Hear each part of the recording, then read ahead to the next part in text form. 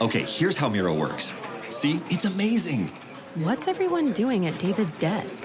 Ever since marketing started using Miro's collaborative online whiteboard, he thinks all our other teams should sign up. Why? He says Miro's making his meetings disappear. And if every team gets on it, that means even less meetings. They're using Miro for brainstorms, mind maps, customer research. So could we use Miro instead of having another 100 meetings for every round of feedback? Yep. You can comment, react to ideas, even leave a recording on the board. And what about presentations? There are Miro templates for that. How do you know so much about Miro? I've actually been using it all along. I just used a Miro board to plan the best vacation. Okay, I'm on board. See how Miro users save up to 80 hours every year by meeting less and doing more. Get on board at Miro.com with 3 boards free forever. That's MIRO.com. When you're ready to pop the question, the last thing you want to do is second-guess the ring. At BlueNile.com, you can design a one-of-a-kind ring with the ease and convenience of shopping online. Choose your diamond and setting. When you find the one, you'll get it delivered right to your door. Go to BlueNile.com and use promo code WELCOME to get $50 off your purchase of $500 or more. That's code WELCOME at BlueNile.com for $50 off your purchase. BlueNile.com, code WELCOME. Hey parents, Greenlight is here to take one big thing off your to-do list, teaching your kids about money. With a Greenlight debit card and money app of their own, kids and teens learn to earn, save, and invest. You can send money instantly, set flexible controls, and get real-time notifications of your kids' money activity. Set up chores and put allowance on autopilot to reward them for their hard work. Then learn about the world of money together. Get 1 month free when you sign up at greenlight.com/podcast. Looking for a fun way to win 25 times your money this football and basketball season? Test your skills on Prize Picks, the most exciting way to play daily fantasy sports. Just select 2 or more players, pick more or less on their projection for a wide variety of stats, and place your entry. It's as easy as that. If you have the skills, you can turn $10 into $250 with just a few taps. Easy gameplay, quick withdrawals, and injury insurance on your picks are what make Prize Picks the #1 daily fantasy sports app. Ready to test your skills? Join the Prize Picks community of more than 7 million players who have already signed up. Right now, Prize Picks will match your first deposit up to $100. Just visit prizepicks.com/play100 and use code play100. That's code play100 at prizepicks.com/play100 for a first deposit match up to $100. Prize Picks, daily fantasy sports made easy. Hello, this is international football commentator Derek Ray, and you're listening to the Ranks FC podcast.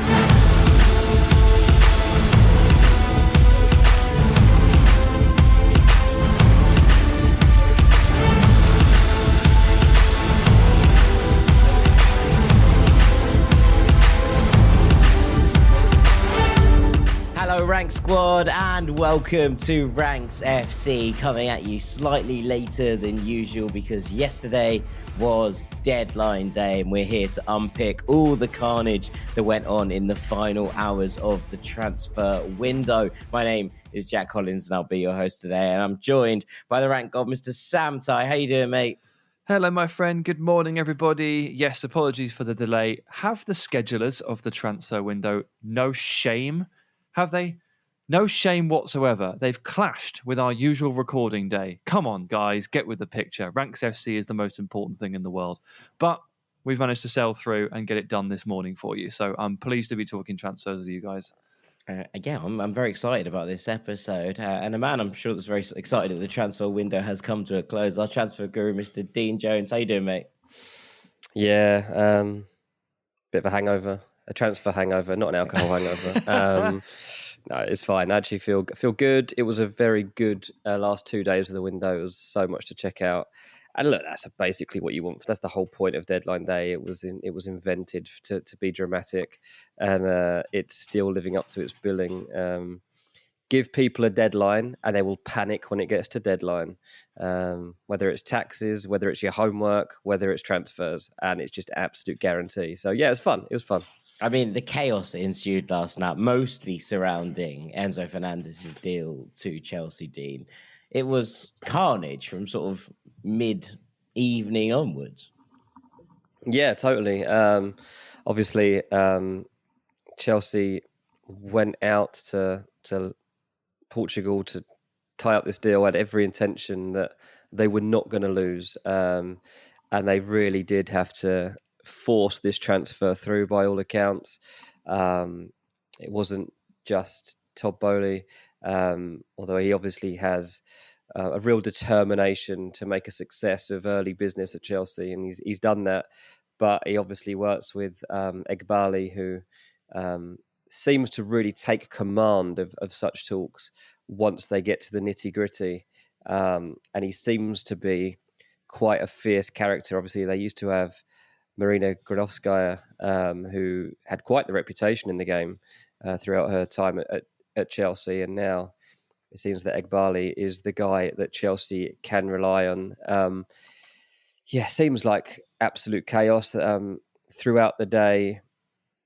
It was not quite an on-off scenario because it always seemed still on. It was just a case of waiting for this decision to be made and the owners eventually having to thrash things out. And I guess it must have been about just before 10 o'clock, really, before they actually got the breakthrough what they wanted. And as you say, I don't think Chelsea have still announced this, but it has happened. Like, Enzo Fernandez is a Chelsea player. Benfica have announced it, and Chelsea currently, without having anything more, just have an Argentinian flag and a trophy in their bio on both Twitter and Instagram. So that's good enough for me. Yeah. An 8.5-year contract for Enzo Fernandez. With an option.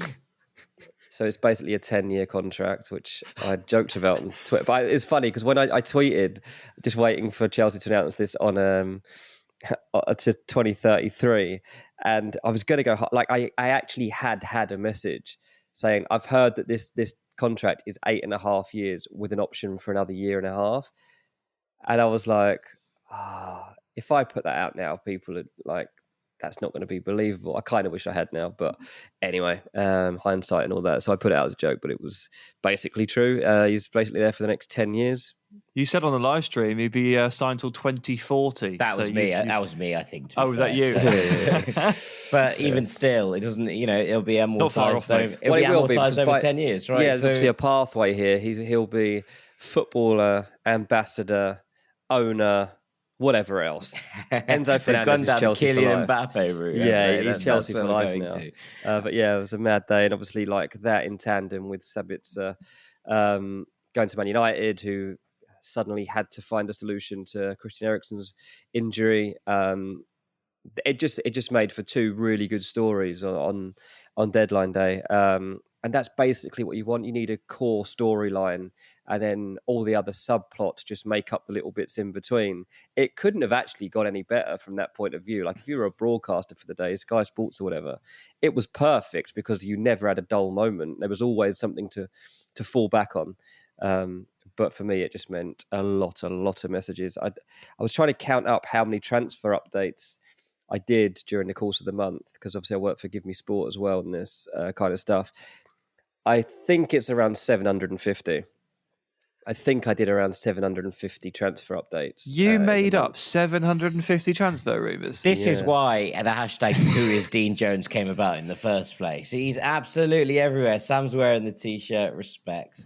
These are the moments. These are the moments that everybody lives for. I mean, look, we've started with Enzo there, and Sam, later on in this podcast, we're going to discuss some of the best deals of deadline day and the best loans of deadline day. So I don't want to go into anything too deeply, but one of these questions that always gets thrown about, and I think it's a nice place to start this episode instead of things we love, is this kind of question of who won the window. And it's a bit of a silly question in many ways, because you never know who wins a window really until about 3 years down the line, because the impact that the players have is yet to be foreseen. But it's a fun one to discuss, I think. So we'll have a little go at it. And the obvious answer in many ways is Chelsea. I do think there's something to discuss in this kind of regard, that if anyone else had come in and spent if City had spent 600 million quid in 2 windows, the narrative would be very heavily City are ruining football. But Todd Burley seems to be getting a little bit of a free pass because he's a new owner. I think that generally in comparison to some people, I think the sentiment is generally more positive. It's kind of like, oh, okay, cool. There's a lot of Chelsea fans being like, you just wish your club was doing this. And I think that's also a fair sentiment from Chelsea fans, because I think there are a lot of clubs who are looking at this incredibly enviously. And I think there are a lot of people that say, okay, you're overpaying for this. But I don't know if the prevailing sentiment is Chelsea are ruining football, where it might be elsewhere. Well, yeah, I mean, maybe that's primarily down to the source of the respective pots of money. You know, maybe that factors in.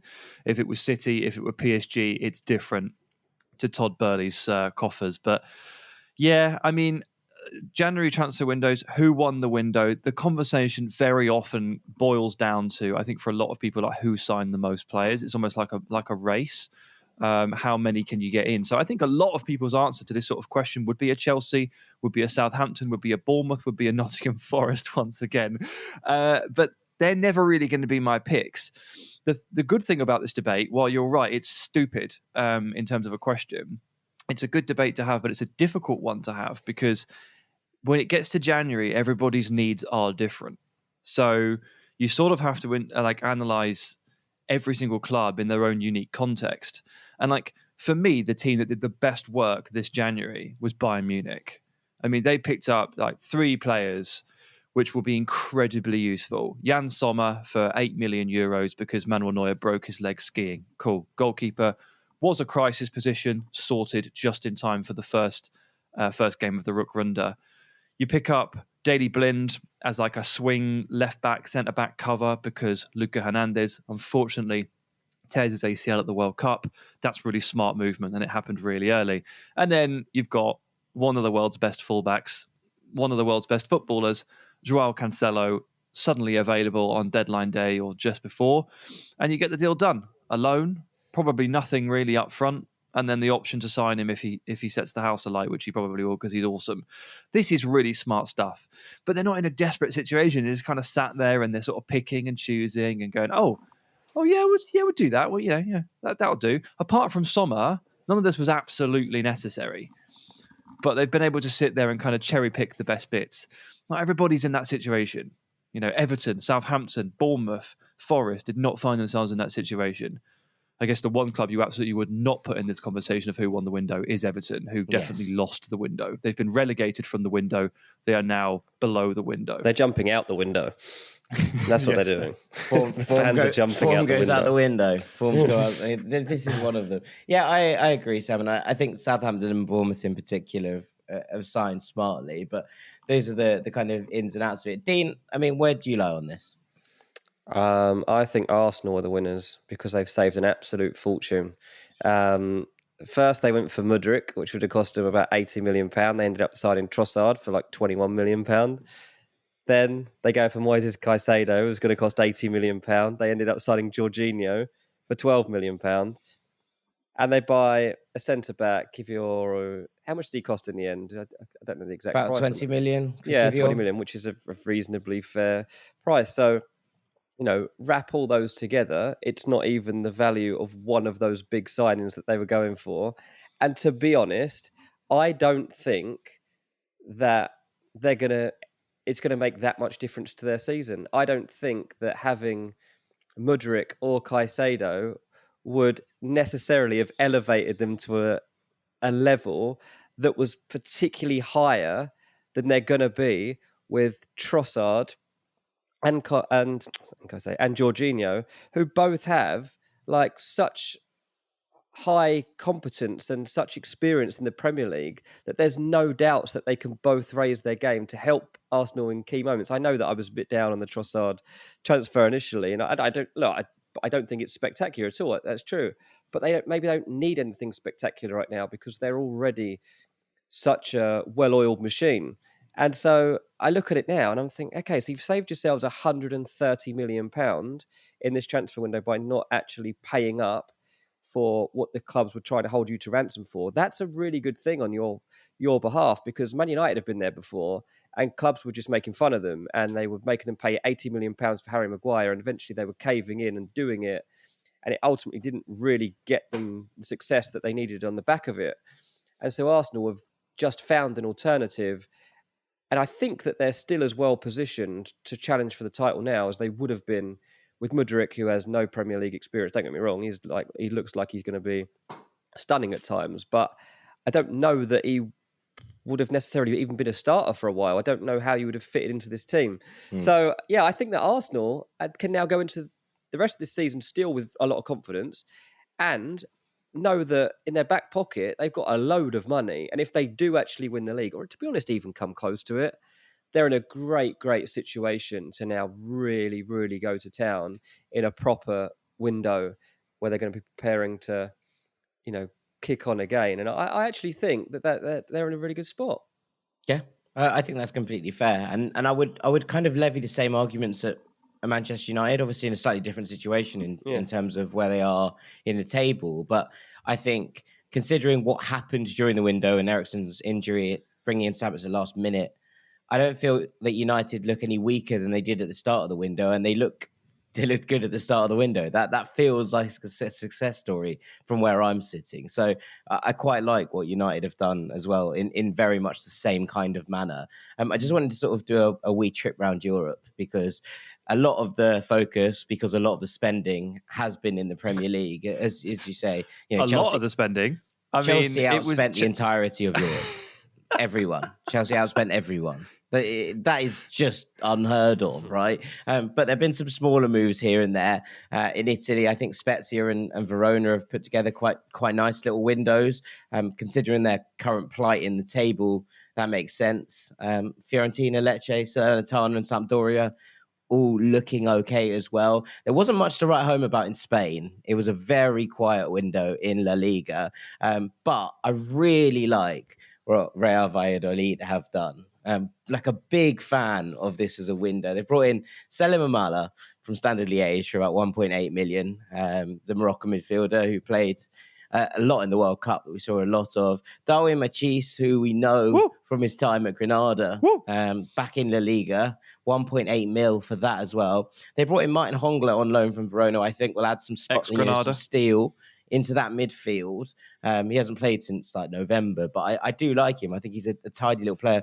Carl Larin. Sorry, Jack, he played at the World Cup. He got some minutes for Cameroon, so not for club, but he was out there. He's good. He's good enough to play a national stage. Yeah, 100%. And Carl Larin, another one who featured at the World Cup from Club Brugge. He's Canada's all-time top scorer. He's already scored a really crucial goal, a 95th minute winner that dragged them out of the relegation zone. And late on, Giovanni Cabral as well returned to Valladolid. I think that's a fantastic window if you are fighting relegation in La Liga. That is the kind of thing that keep you up. It's sensible, but enough kind of firepower in there to get things going. So I'm excited about that generally. But Sevilla feel like they're stronger than they were as well at the start of the window. And Girona's pickup of Viktor Shankov, I think, is one that we can all keep an eye on. That's a lot of fun. I would have loved to see Union do the Isco deal, but they've had a very decent window. Hoffenheim have brought in some experience. The likes of Thomas Delaney, the likes of Kasper Dolberg got in there. I think that makes sense from where I'm kind of standing. But my winner of the window is Marseille.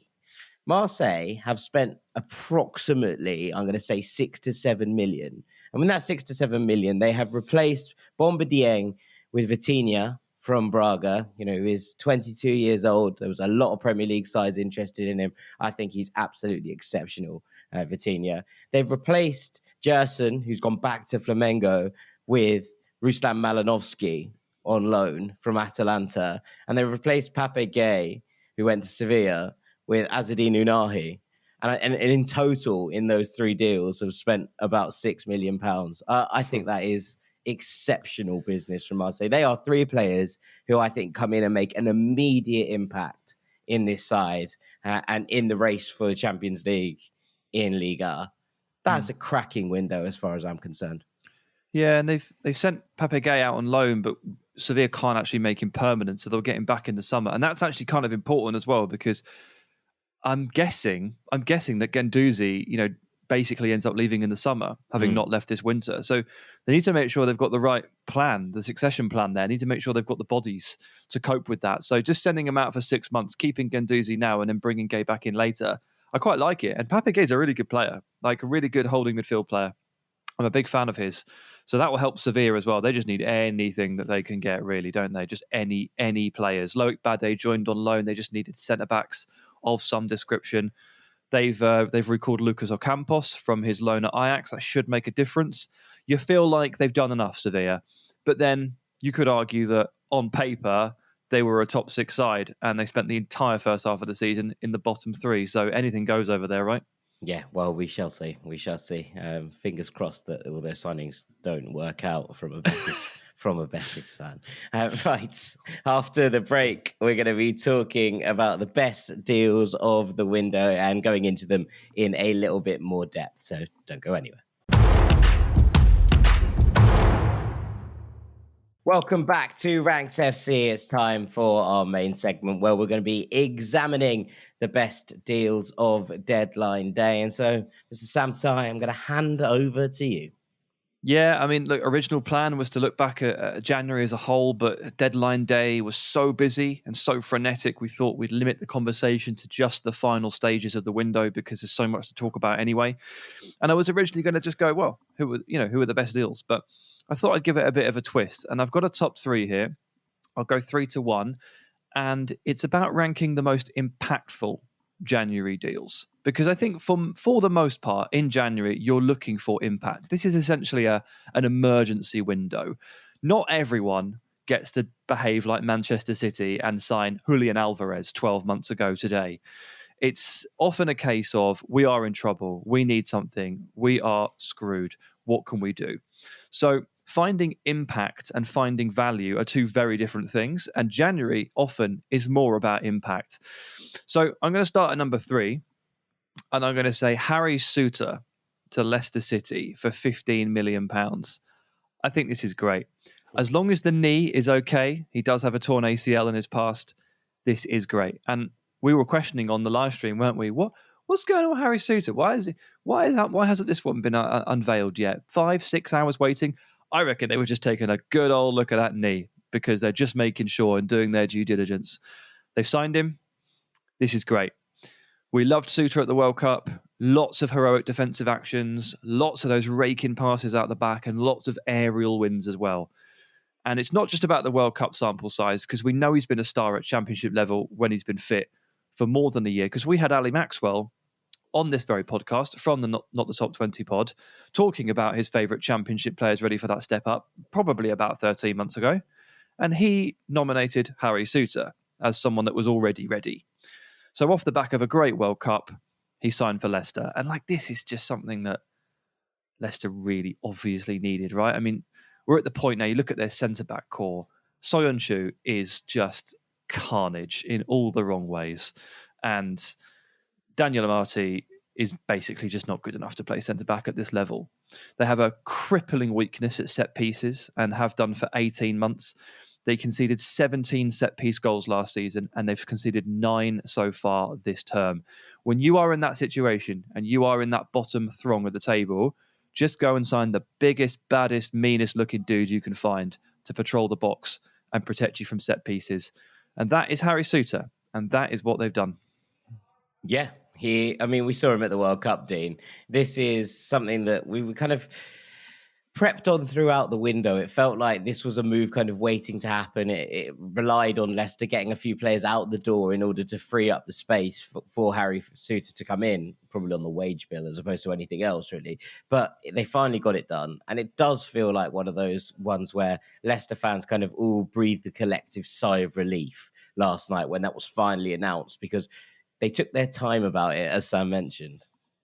Yeah, exactly that. I mean, it's making quite a big impact. I think people are quite excited about this. If they hadn't seen, any Leicester fans hadn't seen his performances at the World Cup, they probably have by now. They've probably been checking them out because he was spoken about so highly. The new slabhead is how he's been referred to by a few Leicester fans. So some Harry Maguire comparisons already going in there, but ultimately, yeah. Look, Leicester were very, very early onto getting him through the door. They've been negotiating this in January, and actually, this deal was struck almost a week ago, I think. The first time I was told it was done was, what day are we now? Wednesday, probably Friday. I was thinking of Friday. I was told like the deal is done. It's just it will be announced. There's just a few things that will be sorted out. So that is good planning from Leicester. It's obviously been a while since they've been able to make signings. They've needed signings.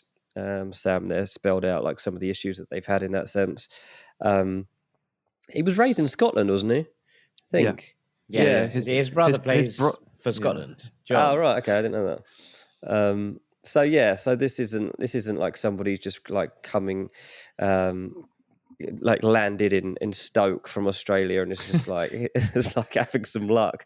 This is a guy that's like, part of the culture here and understands English football very well. And like, if you come through at Stoke, you're prepared for what challenges lie ahead you. And Stoke really didn't want to lose him, obviously, because he was so good for them. But yeah, really good signing. I'm not sure if I'd have had it in the top 3, but I can understand why Sam's put him there.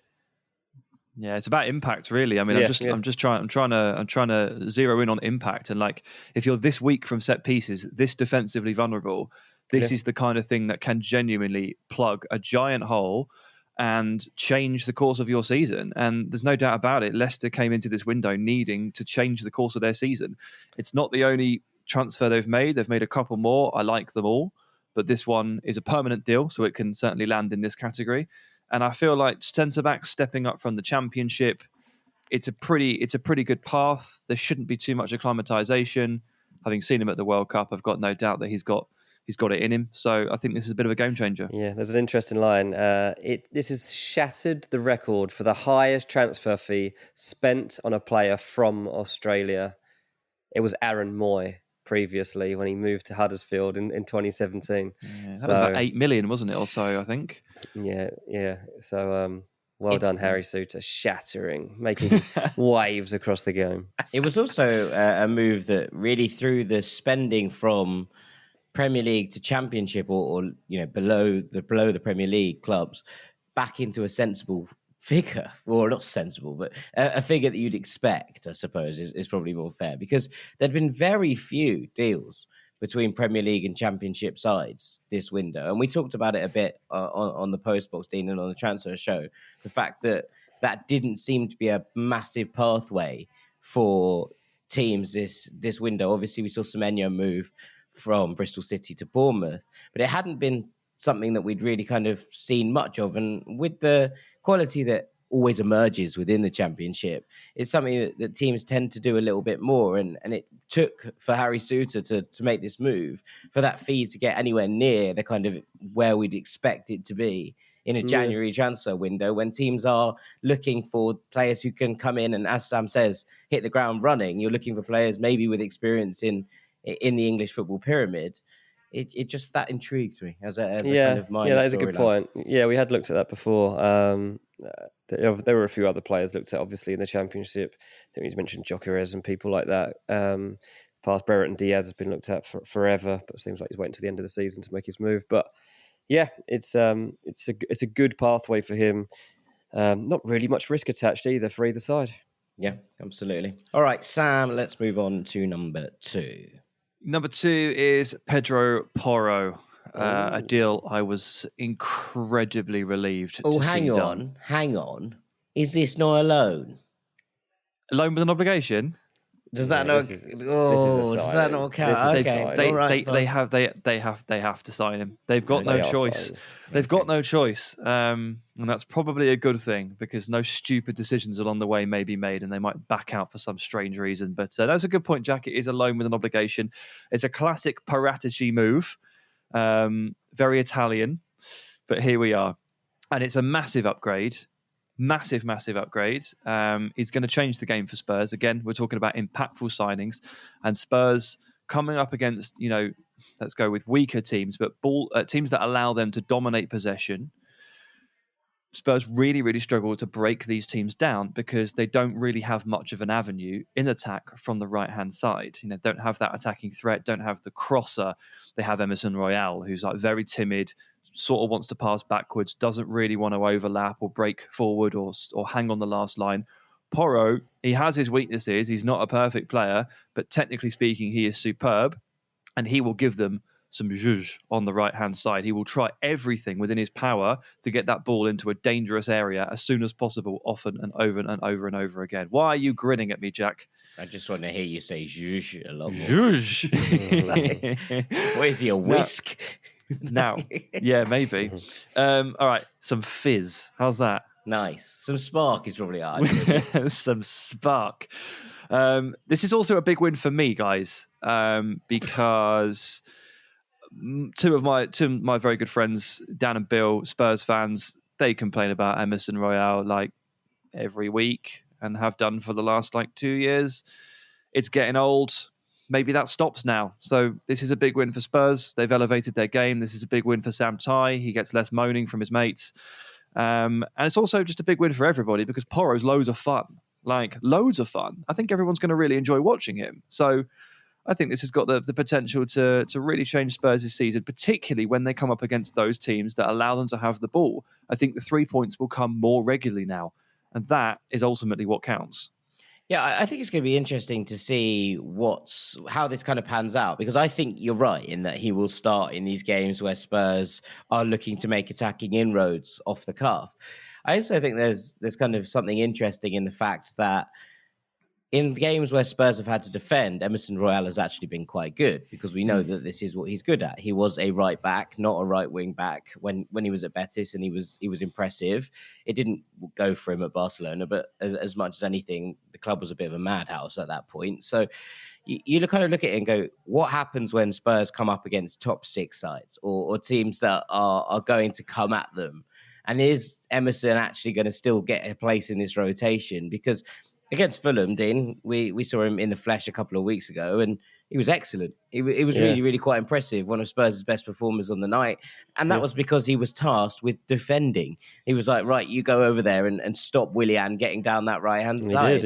And he did. Yeah. And ultimately, I do wonder exactly how Porro fits into that system when Spurs do come up against sides who are going to come at them, and Conte wants that defensive solidity. And we've seen it kind of on the other side with Sessegnon and Perisic, right? Same thing, where he's more willing to trust Sessegnon, I think, in big games, and maybe to the surprise of a lot of people, because I think he really, really rates his defensive work rate as much as anything else. So it's going to be fun. This one was a bit of a saga as well, Dean. We've had plenty of sagas over the course of this transfer window, but this felt like it was on, off, and on again.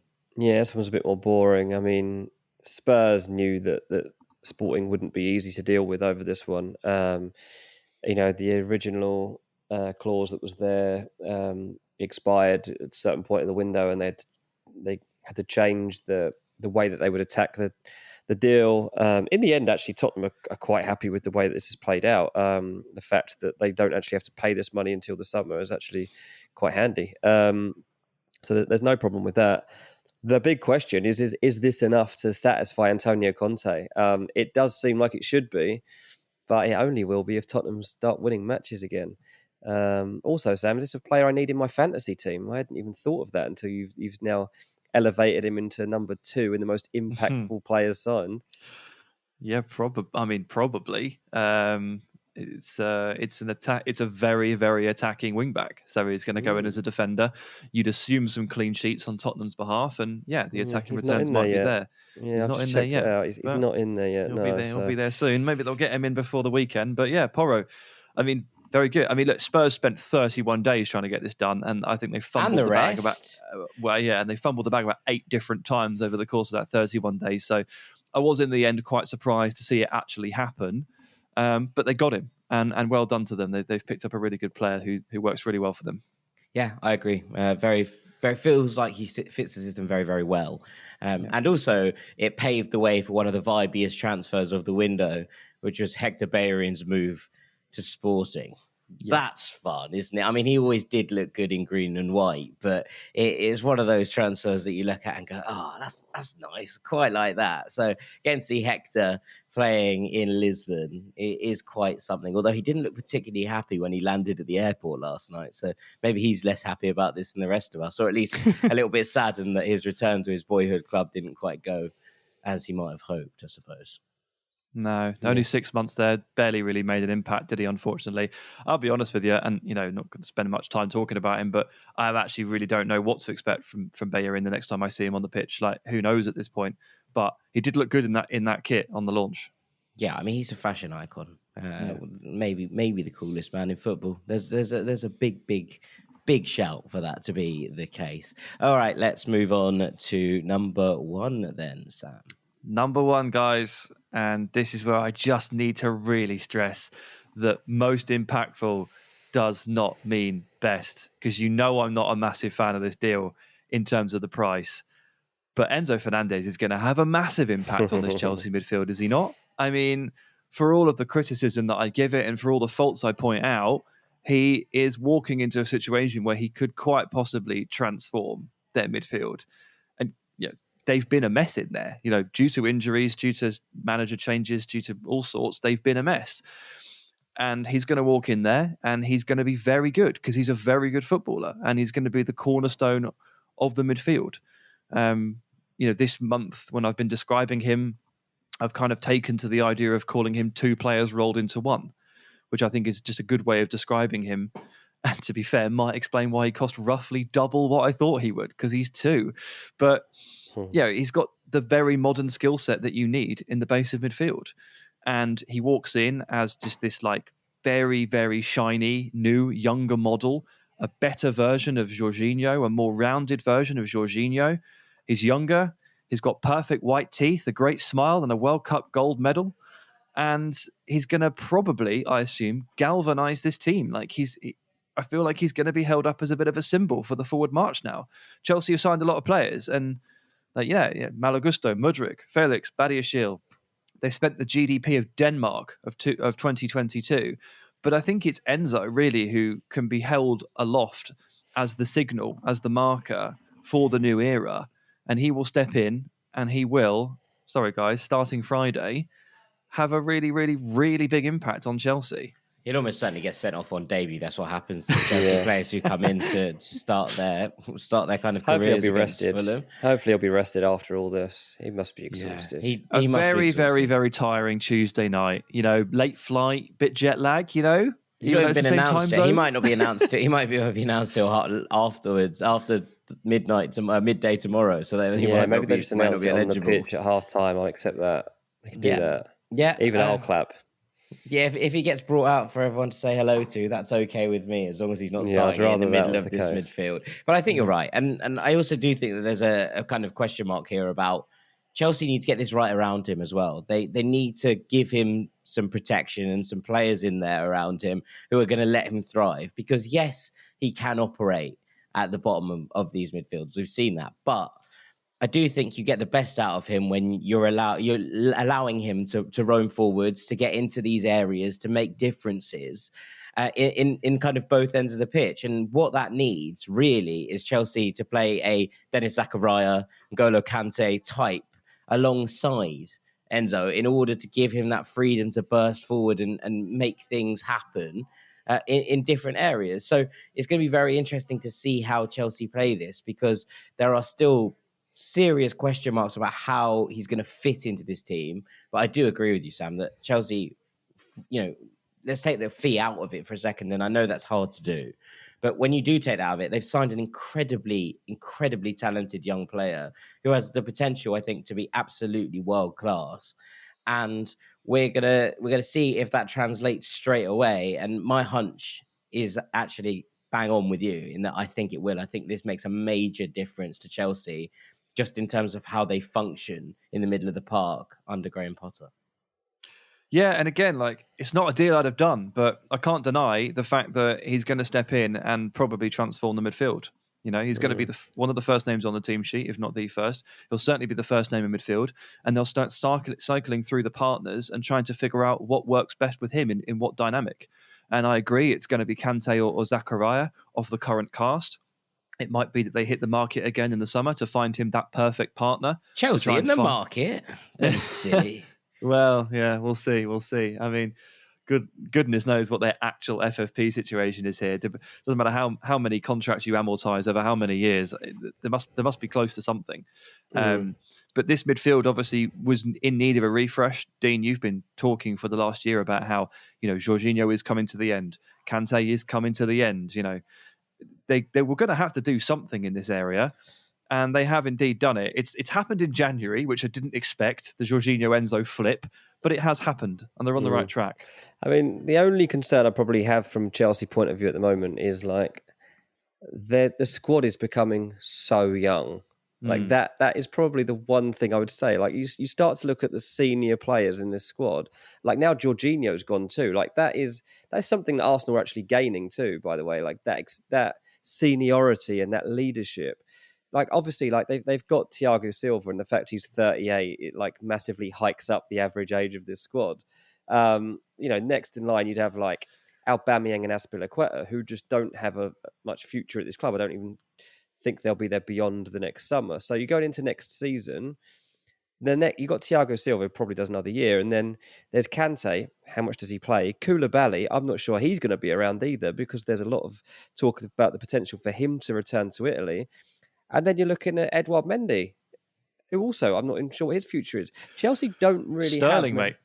Yeah, It's Sterling. Sterling. Sterling at 28 is actually one of the most senior, if not the most senior, outfield player that Chelsea have now got. And I do think that is a slight problem. I don't want to overblow this, because I don't think it's a major issue. But there is something to be said for signing players at a certain level. And I think Man United have been cautious of this too, with the fact that they're trying to overhaul the squad and like losing all the players that are in their 30s. Obviously, it's good in one sense, because you want fresh legs and you want exciting, young, hungry talent. But there's a lot to be said for just steady heads and like leading these young players and helping them fit in. And Enzo will need a little bit of that. Look, Kovacic is like, 27 or something, 28. He can do that if he's even playing. Kante, 31. Will he even be playing? You don't want to start getting a position where you're suddenly playing like Conor Gallagher. Yeah, you don't want the average age of the side to be like 21. Not too young, no. There's definitely a fine line to tread. But yeah, it's obviously going to be a magnificent transfer over his next 8.5 years. He's going to put in some very good performances. Yeah, I mean, I am a little surprised that you didn't put Jorginho into this list, Sam, because I know that both of us, I think all three of us, are big fans of this transfer. But is it impactful? Is it impactful? Is it impactful? I think it is, yeah. I think it's really impactful. I think it's the kind of thing... Well, it's a less direct impact. Okay, right. That's fair enough. But I do think just having Jorginho to come on when Arsenal are controlling games and just help see out games, to step in and allow midfield rotation, to give cover in those areas where we've talked about Arsenal felt light, and to bring in someone who's, a Champions League winner, who has won, I think, 4 trophies in his time at Chelsea, who has gone on and won the Euros with Italy, who is kind of one of those players you just step in and you go, yeah, that's just another little bit of experience. And we've talked about the impact of Gabriel Jesus and Alexander Zinchenko in this Arsenal team, in the mentality shift from being like nearly boys to we can actually just do this because there are winners in this squad. And I think that's what Jorginho brings as much as anything to Arsenal. Yes, he has his physical faults. I don't think anyone's going to sit here and suggest that he doesn't. But in just seeing out games, and as ball dominant as Arsenal are right now, I think this is almost a perfect signing for a January deadline day, to bring in a little bit of experience, to help them see out games, to help them in Europe, where they have a really good chance, considering how strong the squad depth is, I think, of challenging quite far into the Europa League. Jorginho, I said this on the stream last night, he's always done well in Europe. He's always played well in European games because the speed of the game doesn't pass him by as it does sometimes when you have a kind of real physical end-to-end ding-dong in the Premier League. I just think overall that could end up looking like one of the masterstrokes of the season. We know that this wasn't a flash-in-the-pan decision from Arsenal. It wasn't a last-minute, oh God, we've got to sign someone. We know that Arteta has been a major fan of Jorginho since when Pep tried to sign him from Napoli to Manchester City. And I just look at that and think, that's one we'll look back on and go, major game changer in the future. I don't disagree with anything you've said there. I think he's an excellent signing. And if I'm holding up Jorginho in one hand and Enzo Fernandez in the other, while I accept that Enzo is essentially a better footballer, the Jorginho deal overall is better. It's really smart. 12 million, 1.5 year deal plus 1 year option. It's great. It's not a massive financial outlay. It fills the body in midfield. It does everything you said. I think it's really smart. However, in terms of impact, for Jorginho to be super impactful, to come anywhere close to these three gentlemen that I've already discussed in terms of impact on the pitch, Thomas Partey is going to have to get injured. So with that in mind, I picked the three immediate key players because I only had 3 spots. Fair enough. It makes sense when you put it like that. Okay, all right. In part 3, we're going to be moving on to the best loan deals of deadline day. So we're looking at them after this short break. Don't go anywhere. Welcome back to Ranks FC. It is time for part 3. We're going to be talking about the best loan deals of deadline day. But before we do that, Dean Jones, it's time for Melon of the Week. It's time for Melon of the Week. This week's Melon of the Week is Andy Carroll. Andy Carroll. What is this man? What's wrong with him? Like, what is he doing? From the moment he stepped on that pitch at Old Trafford for Reading, there was something seriously wrong with him. He was like a lunatic running around that pitch. He's seriously injured Christian Eriksen.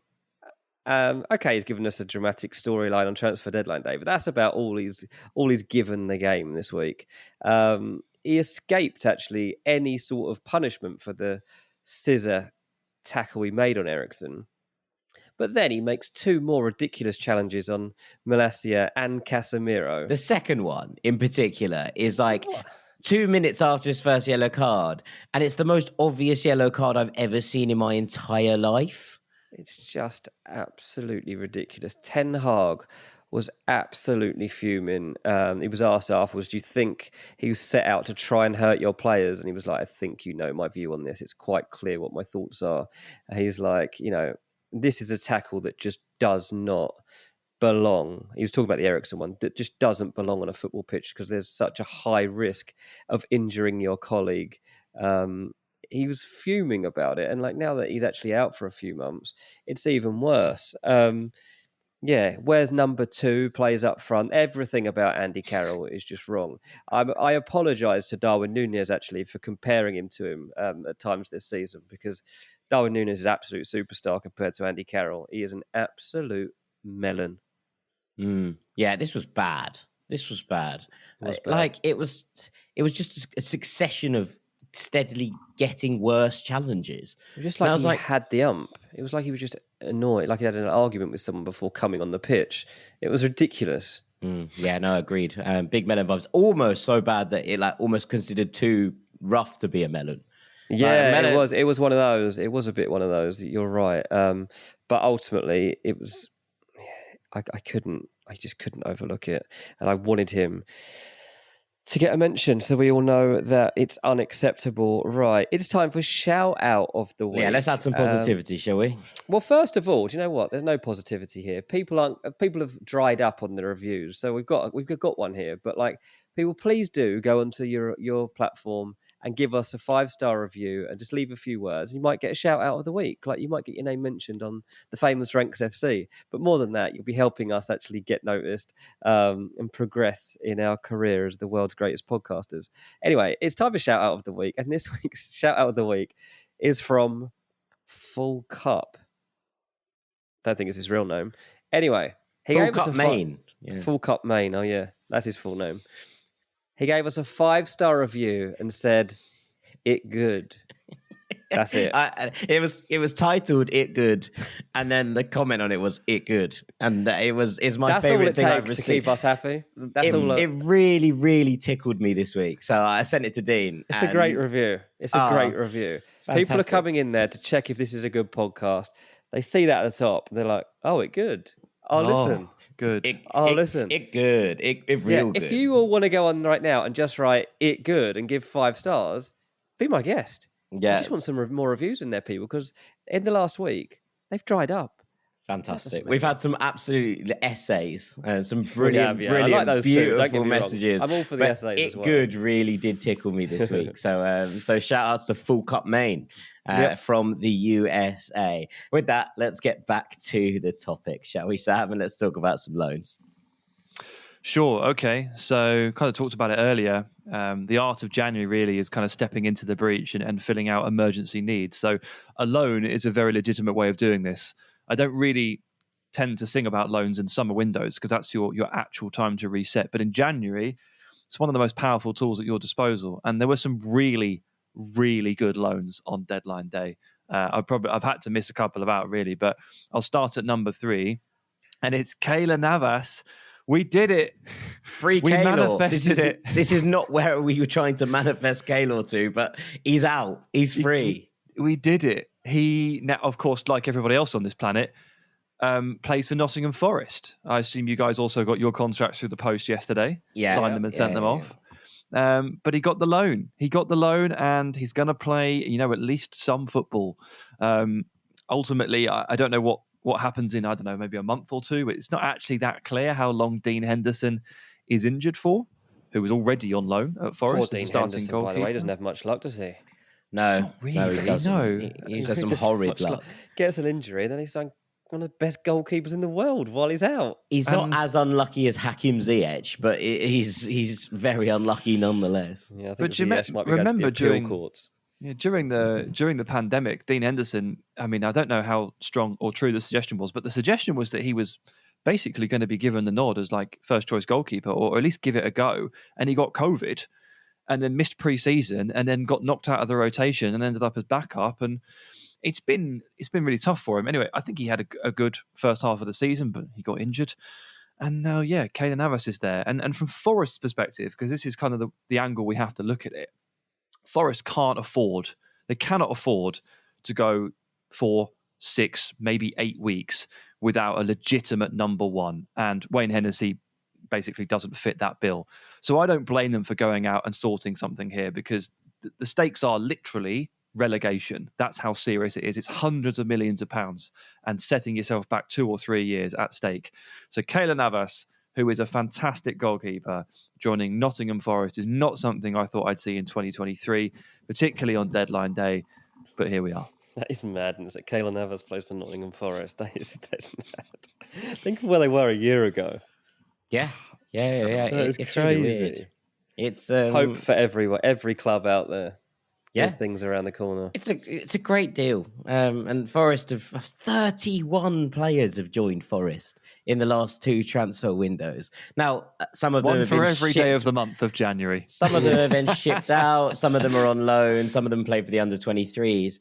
But still, 31 incomings. The churn, the turnover of players is flabbergasted. Is absolutely astounding. And look, it might keep Forest up, so this isn't criticism, but it's genuinely like astounding the number of bodies that have come through the door at Nottingham Forest at the City Ground. It must be a record. Like it surely is. It surely is. 3 squads. No one's ever signed 3 new squads. The joke was in the summer, they signed a new team. Yeah. Then it was they've signed a full new squad. Now it's 3 starting 11s almost. It's mad. But look, some of them are hits, obviously. They've had some tough luck with injuries at points as well. Yeah. But they just couldn't help themselves. They picked up a 2 or 3 more yesterday for sure. Let's move on to number 2. And we've already kind of mentioned it in passing here, but I'm super impressed with Marcel Sabitzer to Manchester United. I think I'm most impressed with Manchester United's ability to just switch into gear very quickly and actually get this sorted. Because I think this entire task of identifying a player, getting in touch and signing them, just the basics of transfers, has been mostly beyond them for the last 2.5 years. Yeah. They're getting better at it. And I did not expect Manchester United to be able to react this nimbly and employ this level of lateral thinking in the wake of Eriksen's prognosis to make this work and to come up with such a good solution in the space of about 6 hours. Like, genuinely, well done. This is brilliant. the club doing things differently. I think that's quite clear, isn't it? Like the way that United have changed. It's smart. It's nice.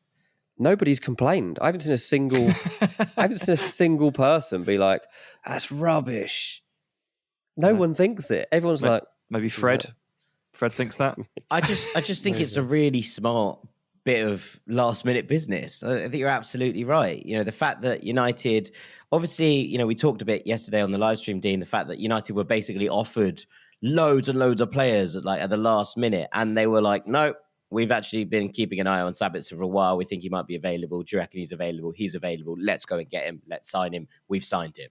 It's like, oh, right, cool. They've just done a thing in like normal amounts of time with sensible kind of players involved. We looked a little bit, Sam, on that stream. You can go and check it out. We did 2 hours last night on Deadline Day on our YouTube, where we looked at some of these players in a little bit more depth. We dived into the ins and outs and the stats around them as well. So you can go and peek at that if you like on the Ranks FC YouTube channel.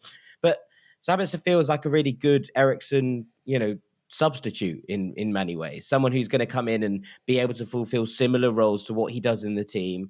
They're not exactly the same player, but last minute, it feels like about as good as a replacement at a level that is excellent. A player who brings in the experience, top level experience, and that leadership quality that Eriksen brings to the team. Sabitzer is obviously Austria captain. He's played in the Bundesliga. He's played in the Champions League. He's played in the World Cups. He's played in the Euros. This is a player who you're like, yep, very, very good, impressive, just a great CV. And United just got it done quietly and without any fuss. And I'm surprised this isn't number one, personally. That's how good a deal I think this is. Yeah, I mean, so to put some more context on this deal, you've got to remember that the role that Eriksen was fulfilling for Manchester United was essentially ball progression. They were having problems shifting the ball from the defensive phase into the middle. They were having trouble getting it off the centre-backs and moving it through the lines cleanly. So they dropped Eriksen into the midfield too to allow that to happen. That player, that skill set, apparently is now valued at 120 million euros because that's what Enzo Fernandez cost. Moises Caicedo has a similar one. He was 80 million. Jude Bellingham has a similar one. He's going to be 120. This skill set that Manchester United suddenly found themselves with about 12 hours to go is supposed to cost 60 million to 120 million. So to find anybody that can replicate that role on a loan with that much notice or that little notice, just well done. Like really well done. Because this problem that they were trying to solve is no easy problem. They can't just go and bid for 40 strikers like Southampton did. Doesn't matter what style you are, whoever, doesn't care. This is a really specific problem that they fixed in 6 hours. Yeah. Smart moves. Well done, Manchester United. We haven't said that all that often in the last few years. So shouts out to United. They're finally doing some sensible business. Right then, who is number one? Who tops Sabitzer? I mean, it's Cancelo. I mean, come on. I don't have the words. You've literally gone full, I can't speak. I can't speak. It's 9 darts in a row. It's incredible stuff from Bayern Munich's perspective. Like, their way, this basically got, sorted on the 30th, but finalised on the 31st. Do you think Hasan Salihamidzic is waking up on, Sunday morning thinking that the day in store for him is, very soon you're going to be told that João Cancelo, one of the world's best players and arguably definitely one of the best fullbacks, arguably the best fullback on his day, is going to be available for a loan. Bayern Munich, who have, after 17 or 18 games, recorded their lowest points tally for about a decade. A Bayern Munich team who have drawn quite a few games in a row, are looking at several teams in this Bundesliga season as genuine title competitors. A team that really need a lift. Get Cancelo. Just because Cancelo didn't play very much in January and he got annoyed. I mean, this is just remarkable. Remarkable. There's a phrase my mum used to use here, which is probably a bit too crass for the podcast. But in a nutshell, it's they've fallen into a bucket of piss and come out smelling of roses. That's a censored version of what my mum would say about this one. How incredible. How incredible is this? Yeah, I mean, Bayern have just quietly, you said at the top, Sam, they've quietly just done what Bayern do in this window. They've gone and absolutely smashed it. They've seen opportunity, they've sniffed it out, and they have struck immediately like a lightning bolt and gone, right, yep, thank you very much. We'll have that. We'll have Jan Sommer, who's a very good deputy for Manuel Neuer, and pretty much every club most clubs in the world would be like, yeah, we'll take him as our number one. Bayern have brought him in as a number one temporarily for about 8 million. That's unbelievable business. Daley Blind, he's on a free. They've gone, yeah, we could do with that little bit of experience, just help us guide through the end of the season when things are a little bit ropey. Great, fantastic. And then on deadline day, they've picked up João Cancelo. It's just... Have you called this in the bag yet?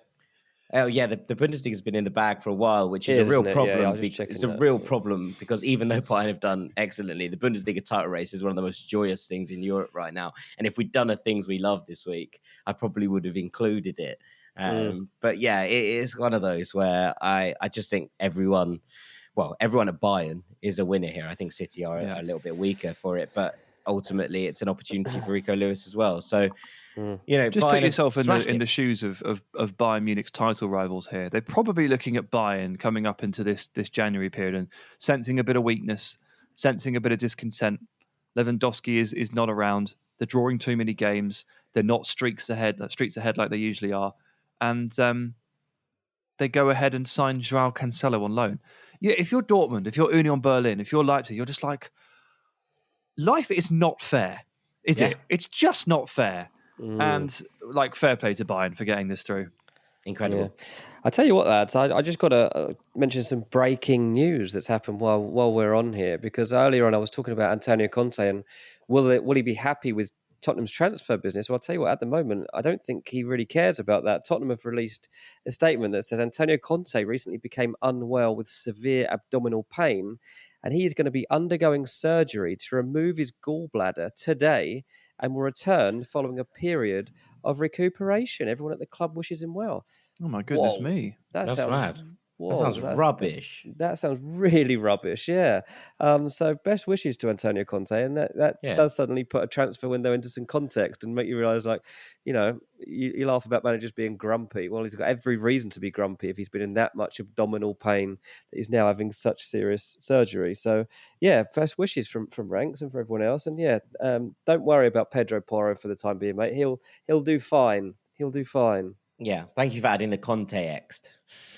Very good. Right. Just end the show there. End the show there. On that bombshell, I think we are going to call this a day. Thank you so much for listening to Ranks FC today. Again, we apologise for the delay, but such is the way of the world on transfer deadline day. We hope you've enjoyed this show and this brief rundown through what was a madness in the final hours of the window. Thank you so much to our transfer guru, Mr. Dean Jones. Cheers, mate. Thank you so much to our rank god, Mr. Sam Tsai. Cheers, buddy. I've been Jack Collins, Knave of Hearts. This has been Ranks FC, and we will be back next week, back to normal programming, we promise. See you then, gang. Take it easy. Peace. Today, we discuss Miro.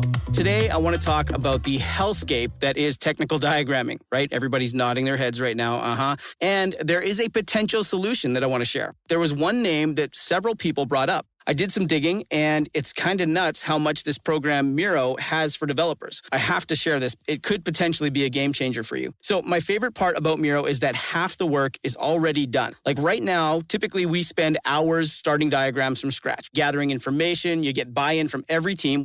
That's a lot of work to do. But Miro has a full set of integrations with the tools you're probably already using. And they also offer open APIs and SDKs for custom solutions for all those niche diagramming use cases we have to do, right? So the end result is the same, but it doesn't take forever. It's a massive, massive time saver. I'm transforming basic flowcharts and network architectures, and it all lives in one place. So are you using Miro? Have you used it? I want to hear. That's MIRO.com. When it comes to teaching kids and teens about money, practice makes perfect. That's where Greenlight comes in. With a debit card and money app of their own, kids learn to earn, save, spend wisely, and invest. Parents send instant money transfers, create custom chores, and automate allowance, while kids track their spending, set savings goals, and practice money skills they can use today and for life. Get 1 month free when you sign up at greenlight.com/podcast.